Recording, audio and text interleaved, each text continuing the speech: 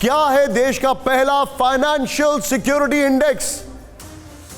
राज्यों में परिवारों की वित्तीय सुरक्षा का पैमाना, फाइनेंशियल सिक्योरिटी इंडेक्स। इंडेक्स में वित्तीय सुरक्षा को कई वर्गों में बांटा गया है। Excuse me. सुरक्षित, कम सुरक्षित, असुरक्षित, बिल्कुल असुरक्षित। कैसे बना फाइनेंशियल सिक्योरिटी इंडेक्स? यह बहुत बड़ा सवाल है। कैसे बना?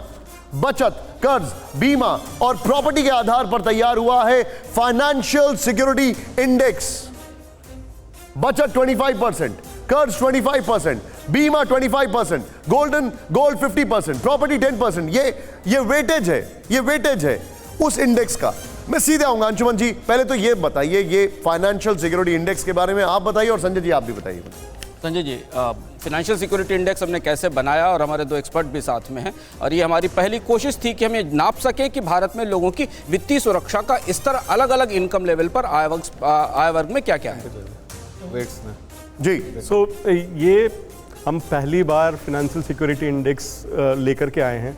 ये बहुत ही अभी के हिसाब से देखें तो एक बेसिक लेवल का फाइनेंशियल सिक्योरिटी इंडेक्स है, जहाँ पे कि 5 पैरामीटर्स है। उन 5 जैसे आपने बताया था, बचत, इंश्योरेंस, उसका जो वेट्स दिया आपका बराबर सही दिया है। वेट्स जो था जी मैं बताता हूँ, 100% ज़्यादा हो रहा है। मैं एक्सप्लेन करता हूँ आपको। 25, 25, 25, 15 और 10 का वेट है।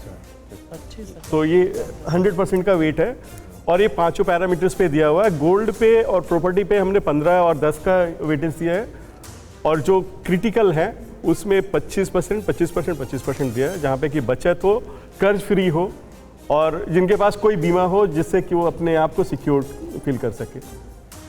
अंशुमन जी।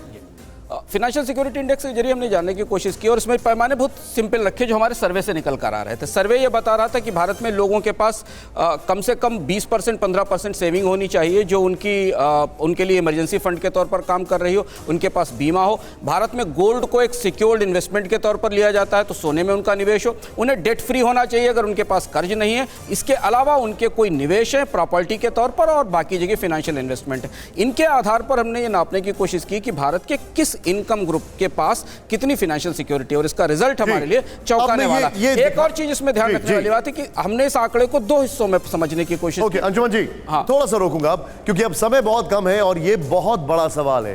This is the mega question. ये बताएगा आपके बारे में, भारत के बारे में। भारत में कितने परिवार आर्थिक तौर पर सुरक्षित हैं? यह बहुत बड़ा सवाल है। भारत में कितने परिवार आर्थिक तौर पर सुरक्षित हैं? मैंने आपको वेटेज पहले ही दे दिया है। इसका वेटेज क्या क्या है सीधे देखिए। सुरक्षित है भारत में सिर्फ 5% परिवार आर्थिक तौर पर। कम सुरक्षित हैं 25%, असुरक्षित हैं 33%, बिल्कुल असुरक्षित हैं 42%। सॉरी, माफी चाहूंगा, कम सुरक्षित हैं 20%, असुरक्षित हैं 33%।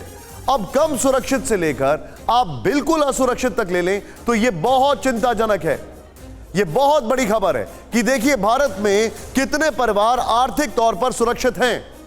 5% कम सुरक्षित, 20% असुरक्षित, 33% बिल्कुल असुरक्षित, 42%। एक क्विक रिएक्शन यहां पर मैं लेना चाहूंगा अंशुमन जी, ये तो बहुत ग्लेरिंग है। हाँ, और इसमें ये आंकड़ा सिर्फ उन लोगों को, हमने इस आंकड़े को निकालने में ये मैं 2 पैमानों पर ध्यान दिया है। जो 15,000 रुपए से नीचे की इनकम वाले लोग हैं, उनको तो सरकारी मदद की जरूरत है वित्तीय सुरक्षा के लिए। अगर उस आंकड़े को आप मिला लें तो भारत की बहुत बड़ी आबादी बेसिक फाइनेंशियल सिक्योरिटी नहीं रखती है। और ये स्थिति हमें उनके पूरे बचत के व्यवहार में, उनके निवेश के व्यवहार में दिखाई देती है। और यहां से जिस सवाल का जवाब जफर जी बार बार कह रहे हैं, यहां से सरकार की जिम्मेदारी शुरू होती है कि वो देखे कि देश की इतनी बड़ी आबादी फाइनेंशियली अपने आप को इनसिक्योर क्यों रिपोर्ट कर रही है देश के सबसे बड़े पर्सनल फाइनेंस सर्वे में। जी जफर साहब, क्विक रिएक्शन आपका, बहुत क्विक रिएक्शन सर प्लीज। देखिए मैं शायद रिलेट नहीं कर पा रहा हूँ, ये जो आपके जो इंडेक्स का नंबर जो आ रहा है, कोई बात नहीं। हाँ। शायद वैसे रिलेट इसलिए कि जितने भी आंकड़े आपने दिखाए हैं और जितने भी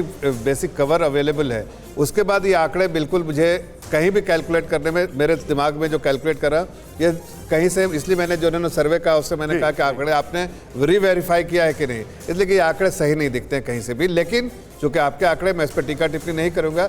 इतना मैं ज़रूर कर सकता हूँ कि जो जितने नीचे के जो तबके दिखाए, marginalize section of the society, जो 42% आप दिखा रहे हैं, अगर उसी को ले तो उसके पास जितने कवर है, क्या इतिहास में कभी इतने कवर मौजूद थे सरकार के द्वारा? नहीं थे। जैसे मैंने कहा आयुष्मान भारत, जैसे मैंने कहा कि बीमा ज्योति जो इंश्योरेंस है, जैसे मैंने कहा बहुत सारे स्कीम्स अवेलेबल है जो कि पहले कभी नहीं। ठीक है, पॉइंट छोटा सा मैं एक छोटी सी बात कहना चाहती हूँ। आप ही के सर्वे के मुताबिक 75% आबादी फाइनेंशियली अनसेफ है। Yes. कुछ असुरक्षित ज्यादा है, कुछ असुरक्षित कम है, लेकिन 75% परिवार फाइनेंशियली अनसेफ है। आप खुशहाली की बात कर रहे हैं।